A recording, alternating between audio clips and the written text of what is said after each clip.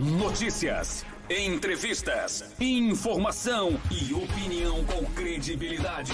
Entra no ar, a partir de agora, o Repórter 87 FM.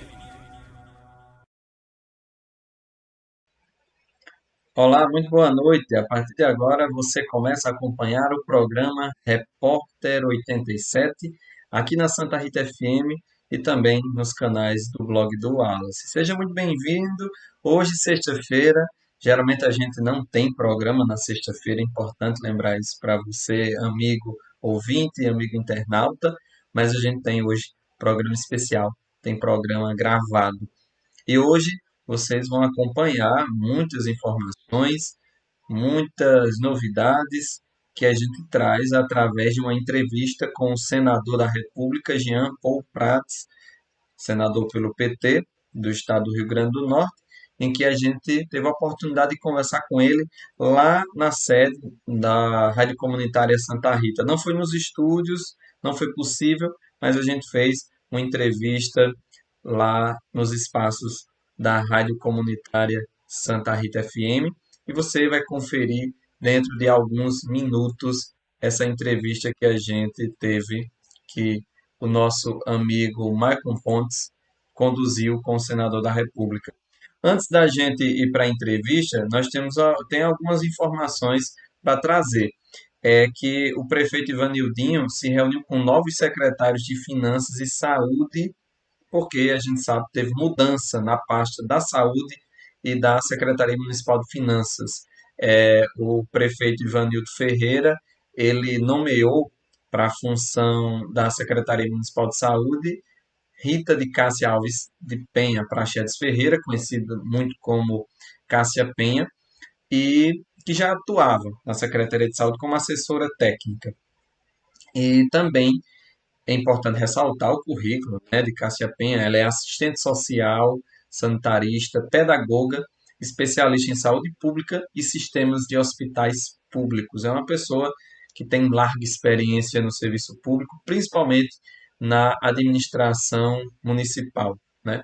E além também disso, ela também já foi coordenadora técnica da Quinta Regional de Saúde, a Quinta USAP, e foi secretário de saúde dos municípios de Boa Saúde, Serra Caiada e Japi, alguns desses municípios até por mais de uma vez. Já o secretário de Finanças, Controle Orçamentário e Contábil é Marcos Antônio Galdino da Silva, que está lotado na tesouraria da Prefeitura. Ele é licenciado em História, servidor efetivo do quadro pessoal da Prefeitura desde 2011. Ele trabalha na tesouraria desde dezembro de 2011, tem conhecimento do sistema de informação, dos tribunais de contas do Estado e da União, inclusive responsável pelo envio das prestações de conta da Prefeitura ao TCE. Então, é um profissional já também que está acostumado com o trabalho. Então, temos novos secretários, né? Secretário de Finanças, o Marcos Galdino, conhecido pelo menos, conhece como Marquinhos, chama ele de Marquinhos, e Cássia Penha, secretária de Saúde. Deixa a função, duas figuras que foram muito importantes durante a gestão da doutora Fernanda, né? A primeira dama do município, né, Milena Ferreira Bulhões, esposa do prefeito Ivanildinho, deixa a pasta. Se a gente for analisar, basicamente, Milena ficou durante toda a pandemia. Não que não estamos na pandemia, mas estamos num período mais breve, né? Mais breve que eu digo, mais brando, aliás. Então, Milena deixa a secretaria para Cássia Penha assumir e sai Sueli Crisanto para assumir Marcos Galdino como secretário de Finanças. É mais uma mudança que Ivanildo faz na gestão. Lembrando que quando foi em fevereiro, né, a gente teve mudança no SAAI.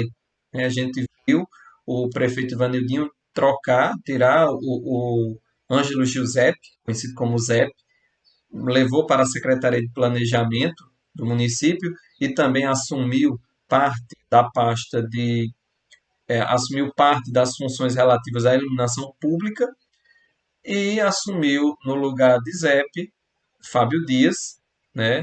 Que, por sinal, abre sempre aquela dúvida. Fábio Dias tem agora em 2022 que retornar, aliás, no ano de 2023, aliás, ele tem que retornar para a Câmara Municipal, porque foi eleito presidente da Câmara para o último biênio, 2023-2024. Corrigindo, ele tem esse resto de ano e o próximo ainda à frente do SAAI. E ele já disse, inclusive em entrevista aqui no Repórter 87, que pretende sim voltar para a Câmara Municipal, né? Então, uma dança de cadeiras, umas mudanças que acontecem na gestão municipal e abre também a pergunta: será que teremos mais mudanças? Será que teremos mais novas alterações na Prefeitura Municipal? O prefeito Vanildinho sinalizou já algumas mudanças, né, que a gente está observando agora acontecer. Vamos então esperar os próximos passos. A gente quer, então, chamar nosso amigo Maicon Pontes e também o senador Jean Paul Prats para vocês acompanharem, então, essa entrevista que aconteceu lá na Rádio Comunitária Santa Rita. Você, amigo internauta, amigo ouvinte, vai conferir agora essa entrevista que a gente realizou lá na Rádio Comunitária, lá não nos estúdios, né? Mas lá na sede da rádio, nas dependências externas. Acompanhe. Olá, amigos do nosso programa Repórter 87 FM. Estamos aqui de volta com a nossa programação depois das férias de 15 dias, né? E estamos de volta com a nova temporada do nosso programa aqui nas ondas sonoras da nossa 87,9, também pelas redes sociais. E a partir de agora vamos até adentrar o ano de 2022, se Deus quiser, com aquela cobertura das eleições que você já conhece, que já virou tradição aqui na nossa região do Trairi, em Santa Cruz.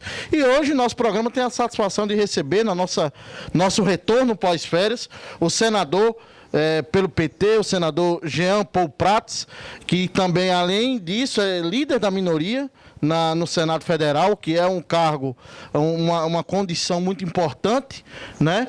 E hoje você pode perceber que está sendo gravada essa entrevista, até porque o sol está bem a pino hoje, nessa sexta-feira, e Graças a Deus. e o senador está cumprindo a agenda aqui em Santa Cruz, já visitou o EFRN, visitará outros órgãos durante o dia e gentilmente está aqui na nossa emissora para nos conceder essa entrevista. Desde já, senador Jean, muito obrigado por estar aqui conosco, visitar aqui a nossa emissora.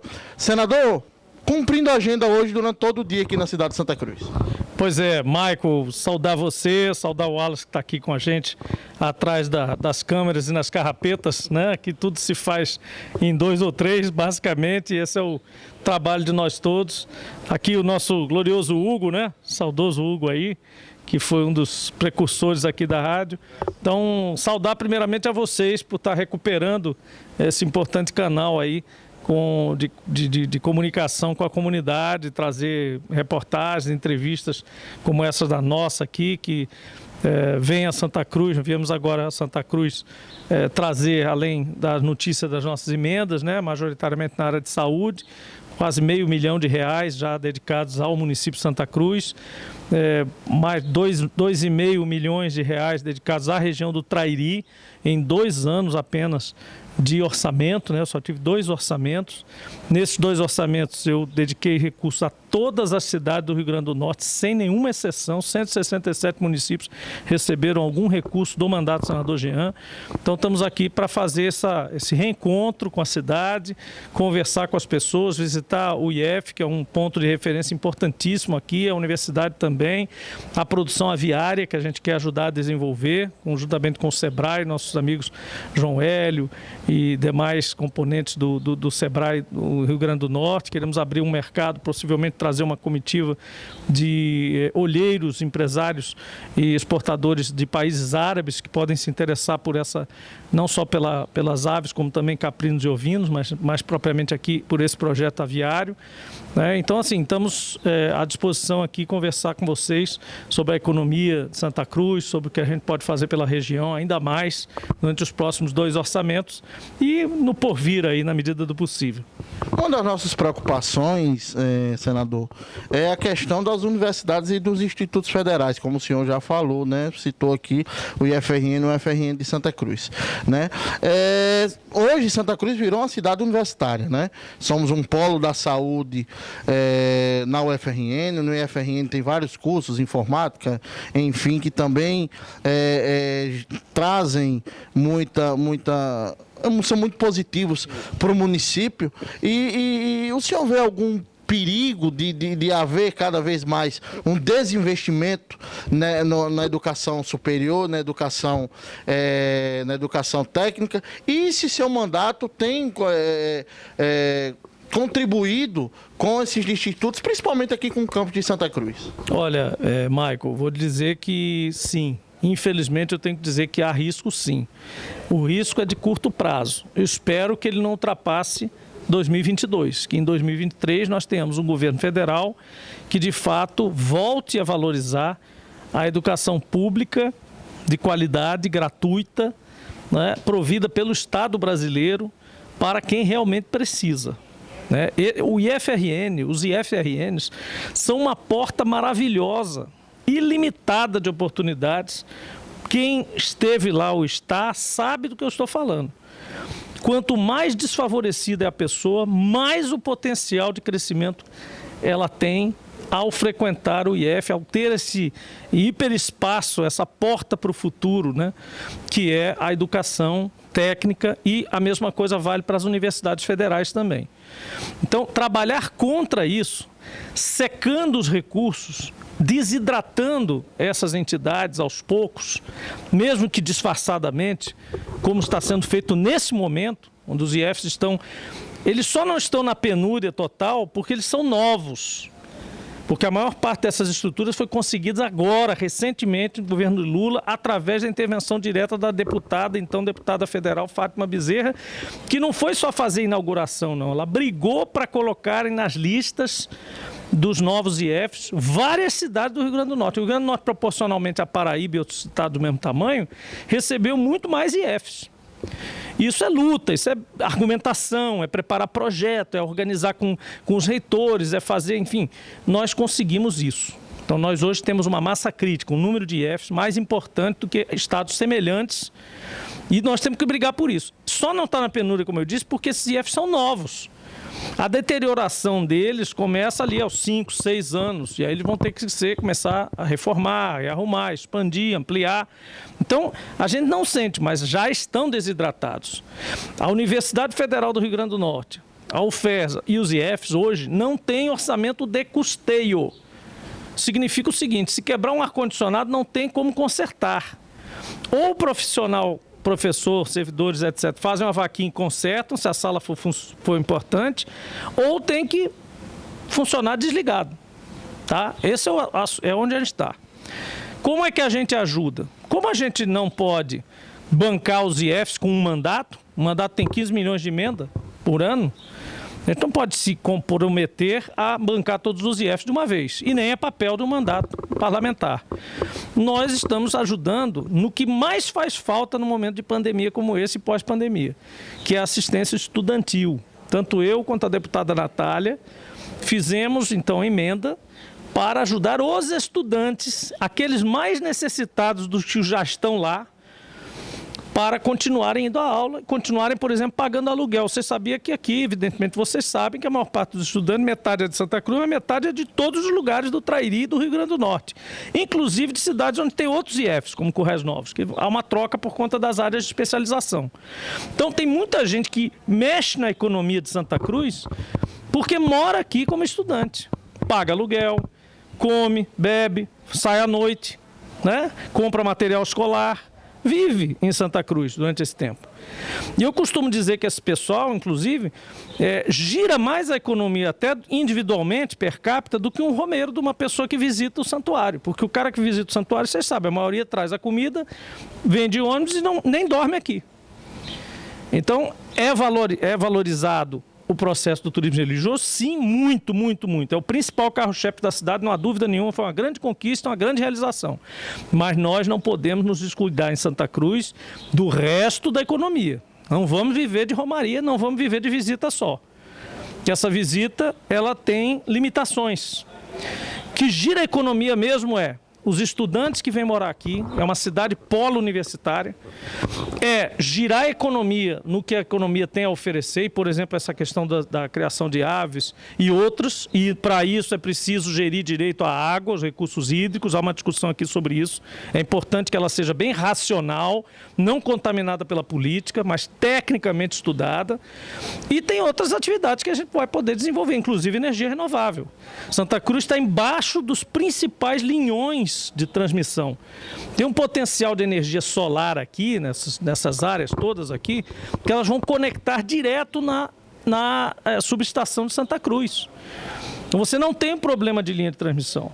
Teoricamente, você tendo espaço na linha, você já está perto dela.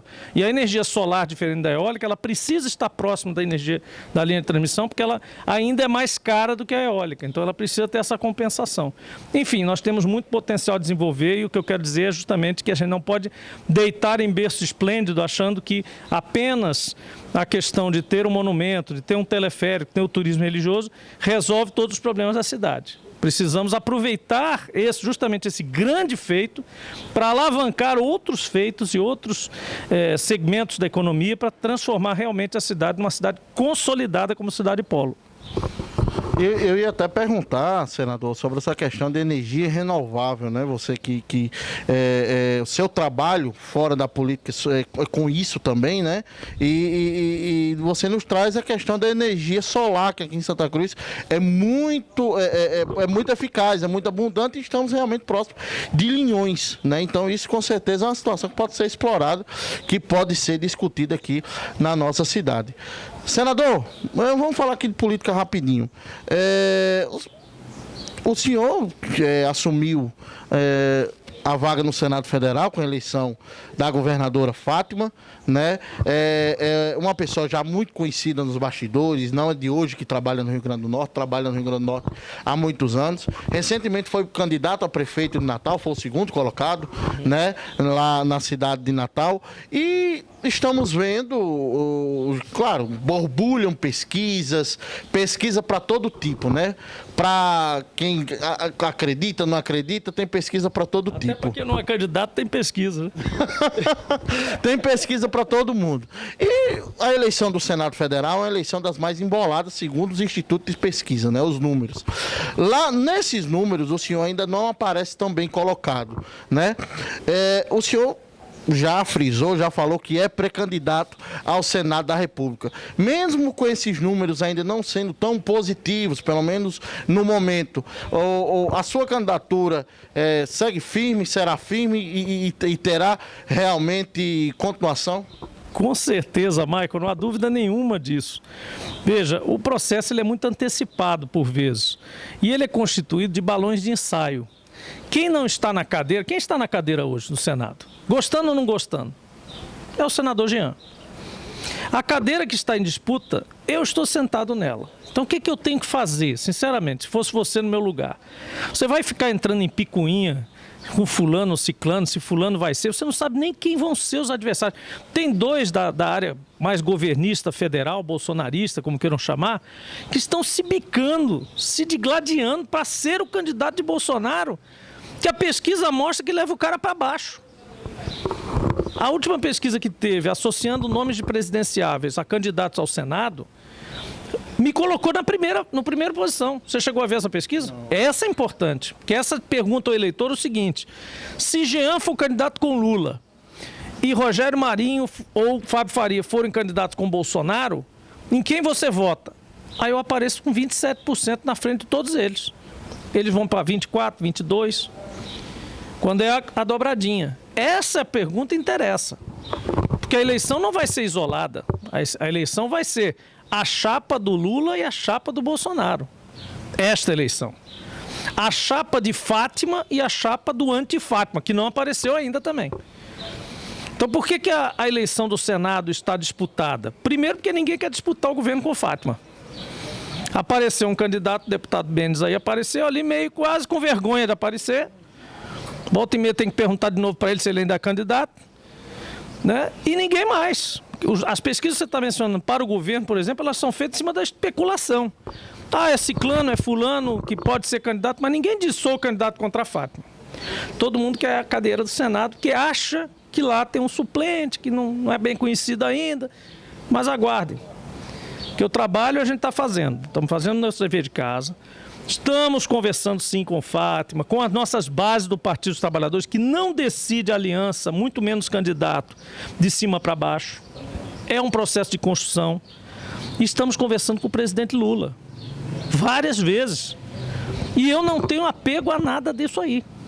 O que for definido, o mandato é do partido. Se tiver alguém realmente extremamente pesado, que vai garantir tudo, que vai tudo correr bem, não vou ser eu que vou ser empecilho. Agora, eu sou o melhor candidato, a melhor opção hoje, porque não apareceu. Não tem, no nosso lado não tem, diferente do outro lado que tem briga para ser o candidato, aqui não tem briga ainda. E nem vai ter. Se depender de mim, não vai ter. Então, eu acho que faço jus à recondução, estou fazendo um trabalho sério, republicano. Acabei de dizer aqui que todos os municípios do Rio Grande do Norte receberam recurso do mandato do senador Jean em 2 anos apenas. Temos ainda outros 2. Temos feito trabalhos visionários, além de cuidar da saúde, mais de 35 milhões para a saúde, só para a saúde. Mais de 10 para a educação, segurança, ciência e tecnologia, recursos hídricos, postos, muitos postos, 3 milhões de reais só em postos. Agricultura familiar, mais de 6 milhões de reais. Nunca a agricultura familiar, Michael, nunca teve um parlamentar qualquer na história do Rio Grande do Norte que tenha dedicado em 2 anos o que a gente fez para a agricultura familiar. Por quê? Porque produz a nossa comida e estava na pandemia, a gente precisava de quê? De comer, se proteger em casa e receber a comida ou comprar comida de forma fácil. E a agricultura familiar precisava entregar comida para nós comermos e continuar sobrevivendo, todos nós. Então é importante isso. E não temos governo federal para cobrir política de agricultura familiar, nós temos que fazer o papel de compensação, da mesma forma que nos IFs, como a gente falou aqui. Então é um mandato que tem que fazer um trabalho hercúleo de compensar a falta de políticas públicas do governo federal, e ainda ajudar o governo de Fátima, que precisou de muita ajuda na saúde. Foi o que mais dedicou emendas para a saúde do governo do Estado, para os hospitais regionais, parlamentar que mais colocou dinheiro na Secretaria de Saúde do governo de Fátima, foi o senador Jean. Minha obrigação, além de substituí-la no mandato, eu sou do Partido dos Trabalhadores e estamos juntos nessa parceria do governo. Então vamos aguardar com mais calma, com tranquilidade, tudo vai se desenrolar em paz do nosso lado, as alianças vão se compor com muita harmonia, com muita tranquilidade. Enquanto isso, eu vou fazendo meu trabalho aqui e mostrando para vocês. Olha, nós teríamos muitas perguntas para fazer para você, senador, mas eu vou fazer a última pergunta. O pessoal ainda vai almoçar, ainda tem o resto da agenda para cumprir. E, senador, eu queria saber sobre a questão da CPI da Covid-19 lá no Senado. Você participou de algumas reuniões, de algumas audiências, você participou até essa semana que eu vi, e agora a expectativa para o relatório, né, da CPI. Lá no Senado Federal, qual é a expectativa para esse relatório? Olha, Michael, eu vi o relatório esses dias, mais uma vez. A gente vai, volta e meia, à sala lá, né? E tem reuniões e tudo. Eu não ser um membro titular, mas os líderes, todos os líderes, têm direito de fala e de participação direta em qualquer comissão do Senado. E isso foi até uma estratégia nossa do Partido dos Trabalhadores. Como eu já era líder, não fui indicado membro. E os membros são justamente 2 senadores que não são líderes esse ano. Então, o líder Paulo Rocha e o líder Jean Paul entram na CPI a hora que quiser e falam na hora que quiser. É claro que a gente não abusa desse direito para não perder o ritmo ali do relator, tudo isso. Normalmente vocês veem que eu entro no final, faço uma pergunta mais ou menos que tenta resumir o que aquele depoente está falando, pegar alguma contradição ou confirmar algum ponto, né? E o relatório já está com mais de 500 páginas. São 5 volumes, depois disso, de documentos. É uma quantidade gigantesca, a maior que eu já vi numa CPI na história do Brasil, de dados e casos diferentes, porque essa CPI tem uma coisa diferente das outras. Todas as outras CPIs investigaram uma determinada entidade fazendo alguma coisa, com alguma conduta que tinha um fio da meada só.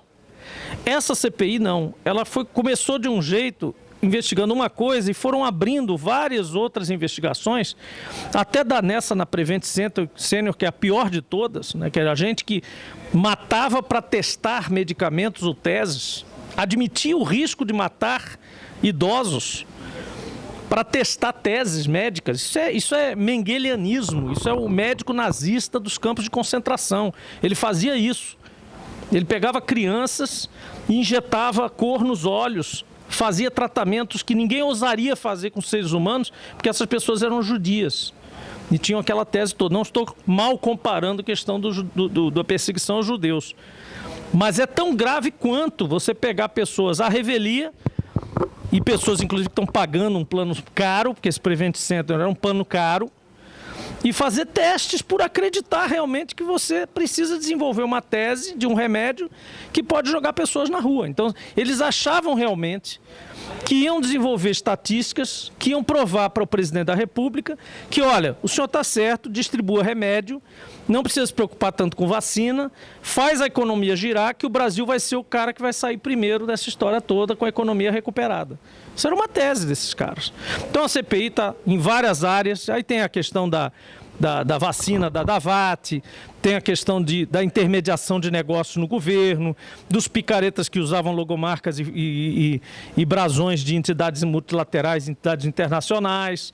Tem várias outras concepções aí, e lá atrás ainda teve todo aquele processo de negação, de tese de contaminação em rebanho, enfim. Então são vários pontos, todos eles, aí alguém pode perguntar, e o que é que faz com esse 500 páginas mais 5 volumes de provas? Vai tudo para Ministério Público, Supremo Tribunal, cada um para pegar suas autoridades e suas áreas. Vai para o Tribunal Internacional de Haia, que é um tribunal que fica na Holanda, é o tribunal da ONU, que julga crimes de guerra e crimes de genocídio. Porque esta política de promover remédio fajuto, depois que você comprovou, porque no começo você ainda podia se enganar. Ah, apareceu um remédio aqui, vamos com esperança, pelo amor de Deus, vai salvar vidas, vamos tentar tomar. Mas depois que está provado que está ruim, que é errado, que é fajuto e que pode até fazer mal, você continuar insistindo isso 1 ano, 2 anos depois, aí é criminoso. Aí é criminoso. E é um crime que afeta a muita gente. O genocídio, gente, é isso. É matar muitas pessoas, seres humanos, em função de uma tese que você acredita e que é fajuta, que é criminosa. E não foi o presidente só que cometeu.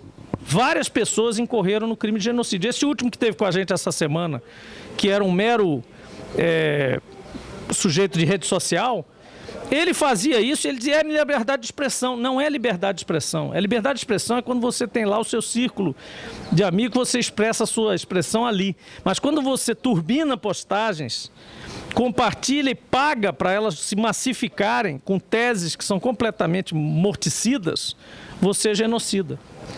Então, é isso que vai dar o resultado. O resultado vai dar em milhares de processos judiciais, cíveis e principalmente criminais, e alguns, inclusive no direito internacional, que vão se desenrolar ao longo de 3 ou 4 anos. E que vão envolver, sim, além desses crimes de difamação, de genocídio, enfim, corrupção também. Corrupção também.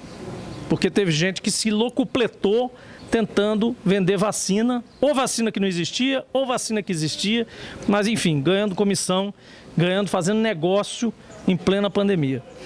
Então, queria agradecer demais, senador Jean, pela entrevista, pela disponibilização de vir aqui aos nossos estúdios, hoje na área externa da nossa Santa Rita FM, agradecer e também deixar sempre nossos microfones abertos, quando o senhor quiser participar, quiser trazer alguma mensagem, e muito obrigado. Maicon, um prazer estar com vocês, sempre que vocês precisarem, inclusive diretamente de Brasília, quiserem que a gente grave alguma coisa, comente algum assunto, alguma votação importante nacional, que a gente esteja participando diretamente como liderança, que seja em prol de Santa Cruz, do Trairi especificamente, ou do Rio Grande do Norte, do Nordeste em geral, nós estamos à disposição, vocês são, tanto quanto vereadores, prefeito, nós estamos à disposição, independente do viés político, independente do que nós acreditamos ou de que lado estivemos em eleições passadas.